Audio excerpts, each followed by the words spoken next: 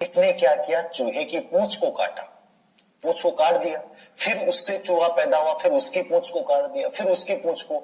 इसने लगातार 7 से 10 पीढ़ियों तक चूहे की पूंछ को काटा, लेकिन ये देखता है कि हर बार पूंछ आ जाती है। कहने का मतलब क्या है, ये आनुवांशिक गुण है, और ये आनुवांशिक गुण जो है वो कभी नष्ट नहीं होता, वो लगातार पीढ़ी दर पीढ़ी में चलता रहेगा।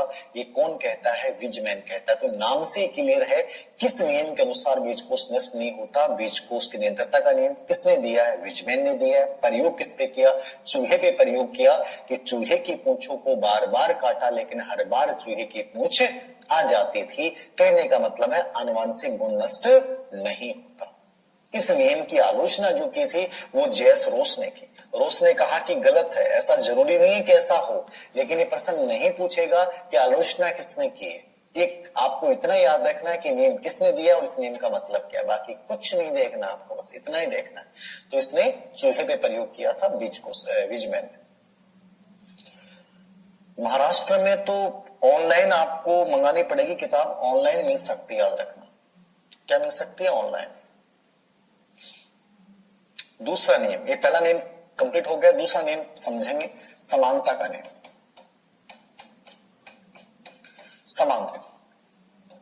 समानता का नियम वैसे किसी प्रॉपरली विद्वान ने, किसी पर्टिकुलर विद्वान ने नहीं दिया है, और इसमें कोई प्रश्न पूछा भी नहीं गया है, ठीक है।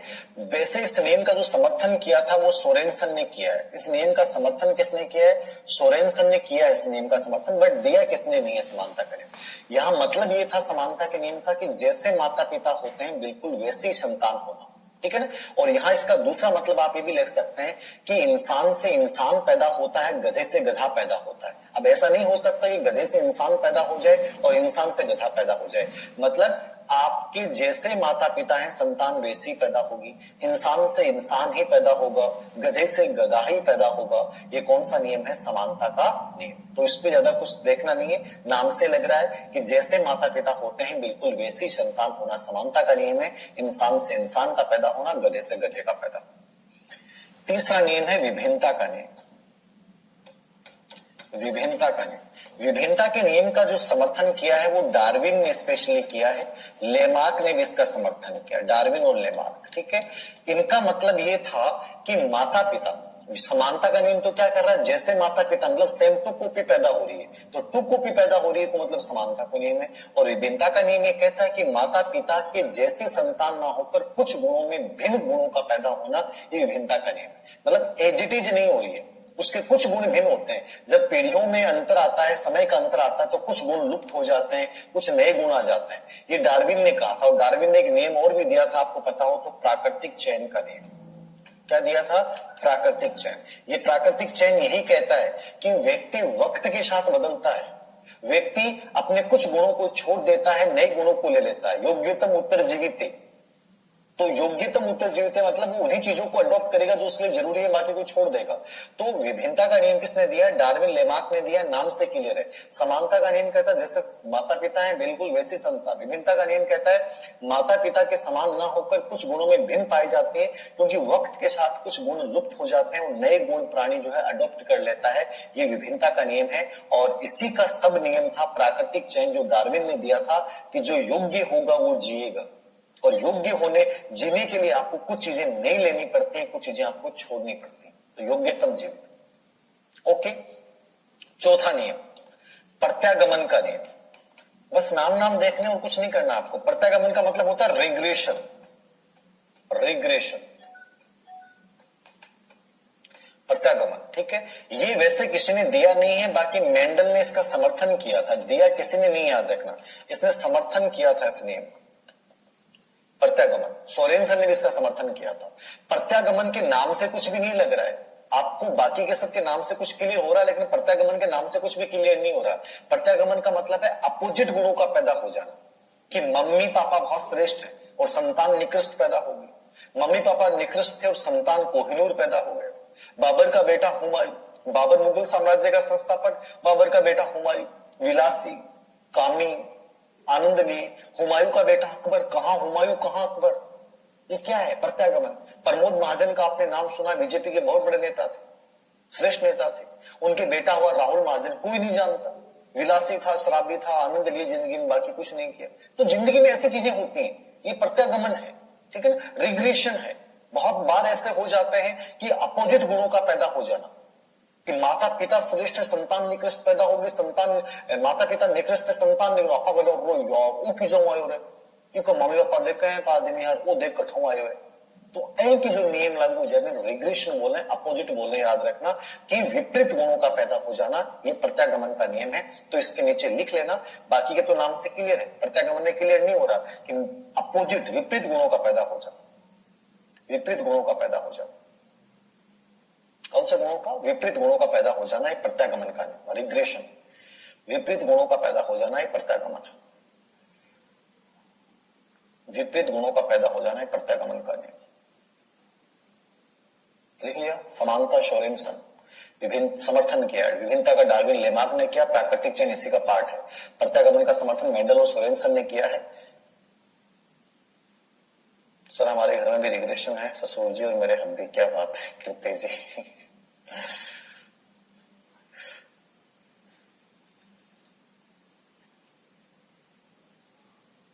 एसएसटी के लिए बुक उर्मिला जी, अपन कुछ पार्ट्स निकालेंगे, जैसे हिस्ट्री का पार्ट है एसएसटी में, वो निकालने का है, फिलोसॉफी का पार्ट है, सोशियोलॉजी का पार्ट है, टीचिंग मेथड का पार्ट है, 3-4 पार्ट जरूर आएंगे अपने।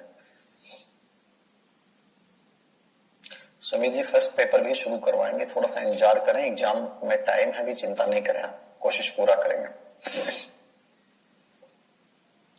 हाँ, रीट का आप फर्स्ट ग्रेड सेकंड ग्रेड का कर रहे हो तो रीट का भी आपका बहुत बड़ा पार्ट में वैसे ही तैयार करवा दूंगा, रीट की टेंशन लेने की आवश्यकता नहीं है। रीट के रीट में भी काम आएंगे, आपके फर्स्ट ग्रेड सेकंड ग्रेड में भी काम आएंगे, तो रीट का भी तैयार हो रहा है आपका। प्रत्यागमन 4-5 नियम हो गए। 5वां नियम, अर्जित गुणों के संक्रमण का नियम, अर्जित गुणों के संक्रमण का नियम, अर्जित गुणों के संक्रमण का नियम, अर्जित गुणों के संक्रमण का नियम, अर्जित गुणों के संक्रमण का नियम। अर्जित गुणों के संक्रमण का नियम जो दिया था वो लेमार्क ने दिया था। किसने दिया था? लेमार्क ने दिया था। ये नियम क्या कहता है समझिएगा, इंपॉर्टेंट नियम है। अर्जित गुणों के संक्रमण का नियम ये कहता है कि माता पिता अपने जीवन काल में जो भी गुण अर्जित करते हैं वो आने वाले संतानों में हस्तांतरित हो जाता है। मतलब अर्जित गुण जो है वो संक्रमित होते हैं, वो स्थानांतरित होते हैं। कि मान लीजिए आपके मम्मी पापा ने कोई नया गुण अर्जित कर लिया, तो क्या आने वाली पीढ़ियों में स्थानांतरित होगा? ये या नो? आपने कोई विशेष योग्यता अर्जित कर ली, तो क्या आपके आने वाली पीढ़ियों में वो स्थानांतरित हो जाएगी? ये या नो? बोलिए, ये कॉमन सेंस का प्रश्न है कि आप में कोई विशेष शारीरिक लक्षण आ गया, मान लीजिए आपके पूंछ आ गई, तो क्या आपके आने वाले बच्चों की पूंछ आएगी? ये या नो? पूंछ की बात कर रहा हूं, बंदर वाली आ गई, मान लो उगाई आपके, कि तो आपके बेटा जो होगा, बेटी जो होगी, वो पूंछ वाला होगा या पूंछ विहीन पैदा होगा? Yes sir, no, yes no. मतलब ये हो भी सकता और नहीं भी हो सकता। लेमार्क की बात सुनेंगे तो लेमार्क तो कहता है होगी, लेमार्क तो कहता है होगी। यदि आपके बच्चे की पूंछ आ गई तो आने वाले संतानों की पूंछ आने के चांसेस है, काट दो जन्मते ही। मतलब संक्रमण होगा, लेमार्क का कहना है। इसने कहा कि पहले जिराफ की गर्दन छोटी थी क्योंकि ऑस्ट्रेलिया में घास के मैदान थे, लेकिन कालांतर में घास के मैदान लुप्त हो गए। अब जिराफ को किस पे निर्भर रहना पड़ा? पेड़ पे निर्भर रहना पड़ा, तो उसको गर्दन ऊंची करनी पड़ी। तो कालांतर में उसकी जो पीढ़ियां आई उनकी गर्दन अपने आप ऊंची होती गई। मतलब अर्जित गुणों का संक्रमण होता है, अर्जित गुणों का संक्रमण होता है। कौन कहता है? लेमार्क कहता है, ठीक है। और इसका समर्थन हैरिसन ने भी कर दिया। हैरिसन कहता है कि हाँ ये भी सही है, पतंगों पे प्रयोग किया था। मैकडूगल भी कहता है चूहे पे प्रयोग करके कि होता है। पावलो भी इसका समर्थन कर देता है। ये सब लोग भी इसके समर्थन में खड़े हैं। देखिए, हैरिसन, मैकडूगल, पावलो ये भी कहते हैं कि अर्जित गुणों का संक्रमण हो सकता है। तो मैकडूगल ये कहता है कि माता पिता अपने जीवन काल में जो गुण अर्जित करेंगे वो अपने आने वाले संतानों में हस्तांतरित हो सकते हैं। और इसका समर्थन हैरिसन ने किया, मैकडूगल ने किया, पावलो ने किया। और इसका उदाहरण इसने जिराफ का बताया।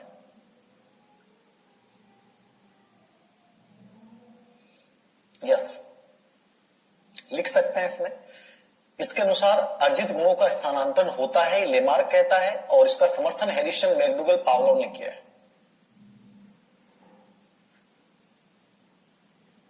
हेरिशन, बेगडुगल, पावलोव ने कहा कि ये हो सकता है। लेमार्क कहता है कि निश्चित रूप से होगा। जरूर जीत जाओगे बुलादी, टेंशन मत लो, सब जीत जाओगे, तनाव मत लेना चाहिए। बहुत आगे जाना है, ऊंचाइयां बहुत छूनी है। लाइफ एक बार मिली है, बहुत अद्भुत है ये लाइफ, बहुत सुंदर है लाइफ। याद रखना, चाहे हमारी जिंदगी में कितनी मुसीबतें क्यों नहीं, फिर भी हम इसको बहुत सुंदर बनाएंगे और बहुत अलग मुकाम पे लेके जाएंगे। याद रखना, कभी भी चाहे कितनी प्रॉब्लम हो, कभी भी ये मत सोच लेना कि सब कुछ खत्म हो गया। नहीं, जब लगता है सब कुछ खत्म हो गया, फिर से एक जुनून के साथ खड़े होना है कि सब कुछ अच्छा भी होगा।